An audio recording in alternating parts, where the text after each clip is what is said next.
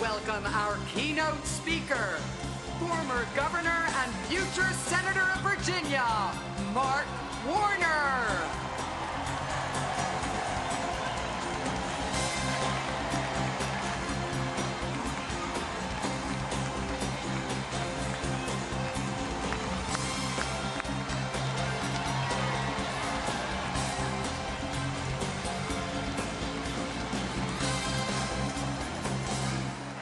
Thank you. Are you ready? Hello, Virginia.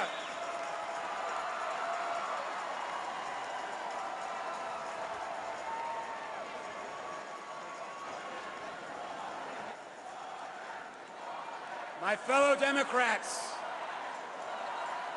my fellow Democrats, my fellow Democrats, my fellow Americans, the most important contest of our generation has begun. Not the campaign for the presidency, not the campaign for Congress, but the race for the future. And I believe, from the bottom of my heart, with the right vision and the right leadership, and the energy and creativity of the American people, there is no nation that we can't out-hustle and out-compete, and no American need be left out or left behind.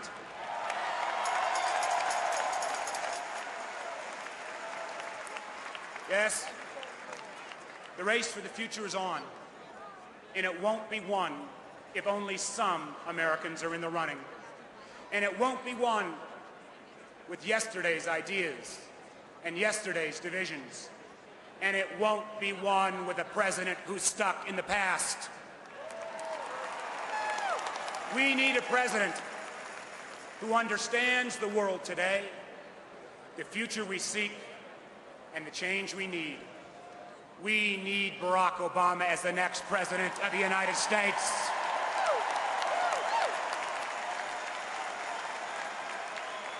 Now, I have a unique perspective on this race for the future. Like many of you, I'm the first in my family to graduate from college. It was made possible by supportive parents, great public schools, and since my folks didn't have the resources, thank goodness for the student loan program. After I graduated law school, you know, it didn't take me long to realize that America really wouldn't miss me as a lawyer. So I started a business. My first company failed in 6 weeks. My next one was much more successful. It failed in 6 months. And then a buddy of mine told me about this brand new idea, this thing called car telephones, cell phones. I always remember friends of mine telling me, Warner, you're crazy. Go get a real job. Nobody's ever going to want a phone in their car. But I saw a different future. And with luck and a lot of hard work, I got in on the ground floor of the cell phone industry. There's only one country in the world where I could have received that education, where I could have been given not just one chance or two, but three, and where I could have succeeded. And that's this country, the United States of America.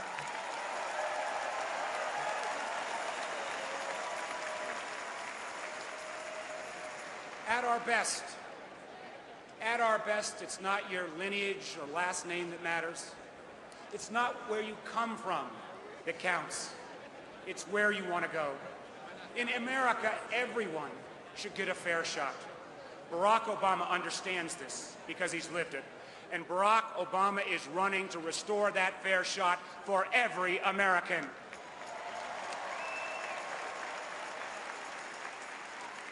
But when we look around, we see that for far too many Americans, that fair shot is becoming more of a long shot. How many kids have the grades to go to college but not the money? How many families always thought their home would be their safest investment? How many of our soldiers come back from their second or third tour of duty, wondering if the education and health care benefits they were promised would actually be there? 2 wars, a warming planet, an energy policy that basically says, let's go borrow money from China so we can buy oil from countries that don't like us. How many people look at these things and wonder, what's the future hold for them, their children, their family, their country? How many in George Bush and John McCain's America? Far too many. Let's be fair. Some of these changes were inevitable, but all of them are more severe, more immediate, and more threatening because of the misguided policies and outdated thinking of this administration. You know, folks always ask me, what's my biggest criticism of President Bush? Now, I'm sure you've got your own, but here's mine. It's not just the policy differences. It's the fact that this president never tapped into our greatest resource, the character and resolve of the American people. He never really asked us to step up. Think about it. If after September 11th, there'd been a call from the president to get ourselves off foreign oil so we would no longer be funding the very terrorists who had just attacked us, every American would have said, how can I do my part? This administration failed to believe in what we can achieve as a nation when all of us work together.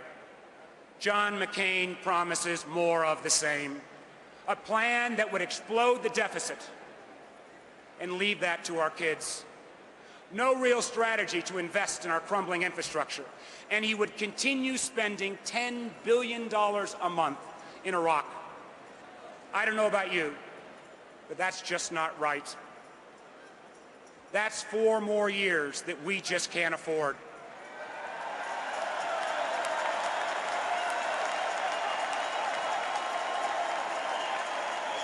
Barack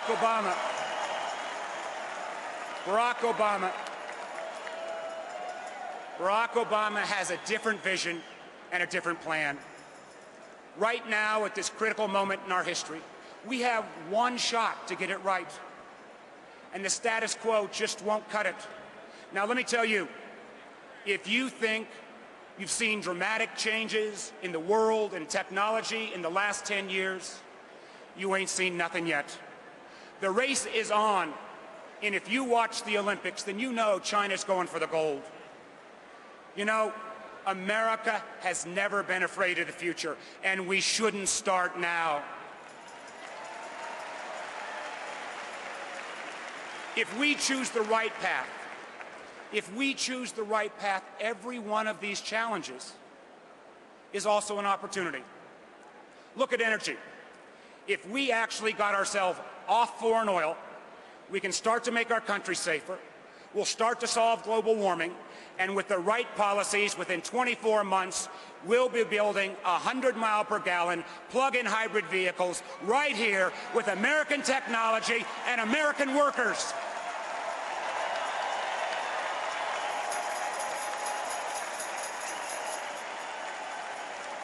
Look at health care. If we bring down costs and actually cover everyone, not only will America be healthier, we'll be more competitive in the global economy. Just think about this. In just 4 months, we will have an administration that actually believes in science.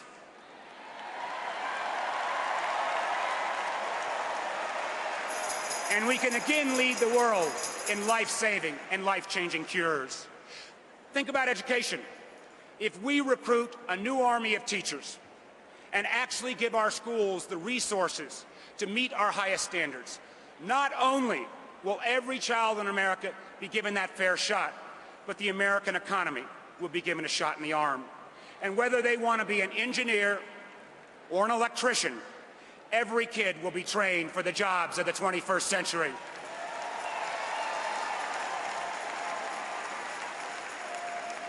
Or look at America's standing in the world. If we rebuild our military and rebuild our alliances, we can rally the world to defeat terrorism and restore America's leadership. Now, which candidate understands these opportunities? And which candidate knows that we don't have another 4 years to waste? Barack Obama. But Barack Obama also knows this as well. We need leaders who see our common ground as sacred ground. We need leaders who will appeal to us not as Republicans or Democrats, but first and foremost as Americans. You know, I spent 20 years in business. And if you ran a company whose only strategy was to tear down the competition, it wouldn't last very long. So why is this wisdom so hard to find in Washington? I know we're at the Democratic Convention, but if an idea works, it really doesn't matter whether it's got a D or an R next to it. Because this election is not about liberal versus conservative. It's not about left versus right. It's about the future versus the past. In this election, at this moment in our history, we know what the problems are. We know at this critical juncture, we only have one shot to get it right. And we know that these new times demand new thinking. We believe in success. We believe that everyone should have an opportunity to get ahead. And with that success comes a responsibility to make sure that others can follow. I think we're blessed to be Americans. But with that blessing comes an obligation to our neighbors and to our common good. So you give every child the tools they need to succeed. That means quality schools, access to health care, safe neighborhoods, not just because it's the right thing to do, of course it is, but because if those kids do better, we all do better. And it doesn't really matter. You can be soft-hearted or hard-headed. Both are going to lead you to the same place. We're all in this together. That's what this party believes. That's what this nation believes. That's what Barack Obama and Joe Biden believe.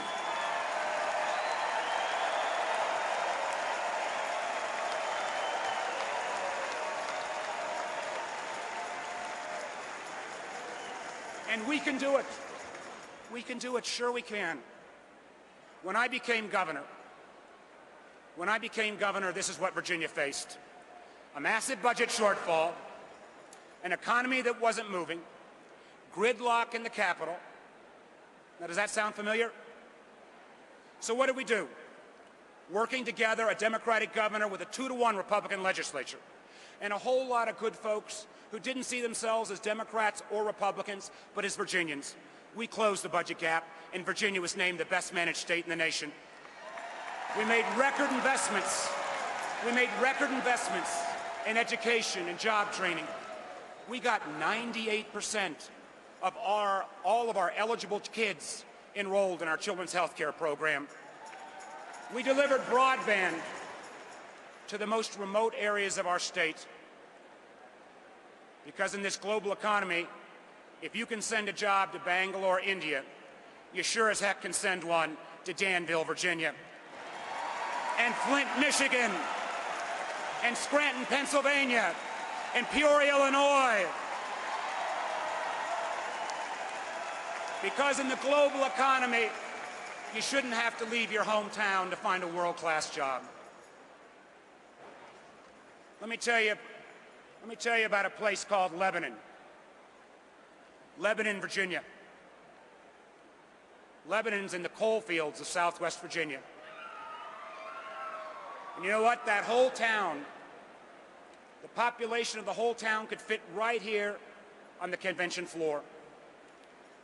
Lebanon's like a lot of small towns in America. It's seen the industries that sustained it downsized, outsourced, or shut down.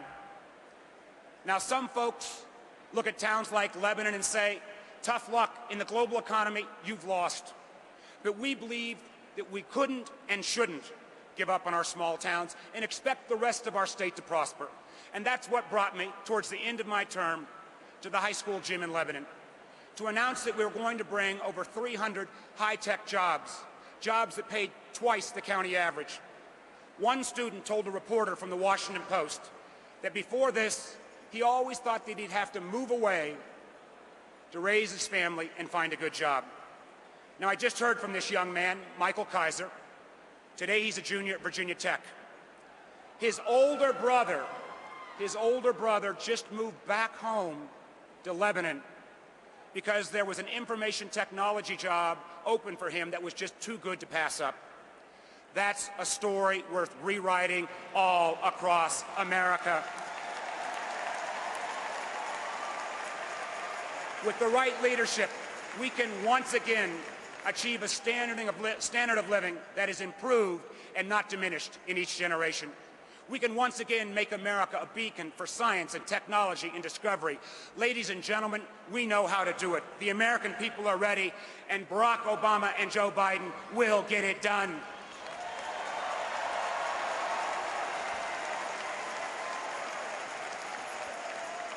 You know, as governor of Virginia, it was humbling to occupy a position that was once held by Thomas Jefferson. Almost as daunting as delivering the keynote address 4 years after Barack Obama, or speaking before Hillary Clinton. Towards the end of his life, Thomas Jefferson, the founder of our party, wrote one of his frequent letters to his old rival, John Adams. He complained about the aches of getting old, but what was on his mind was what would life be like for the next generation of Americans. As Jefferson was ready to go to sleep, he closed his letter by writing, "I like the dreams of the future better than the history of the past." Jefferson got it right at the dawn of the 19th century, and it's our challenge to get it right at the dawn of the 21st. This race is all about the future, and that's why we must elect Barack Obama as our next president. Because the race for the future will be won when old partisanship gives way to new ideas, when we put solutions over stalemate, and when hope replaces fear. Tonight, looking out at all of you, and with a deep faith in the character and resolve of the American people, I am more confident than ever that we will win that race and make that future ours. Thank you, God bless you, and God bless the United States of America.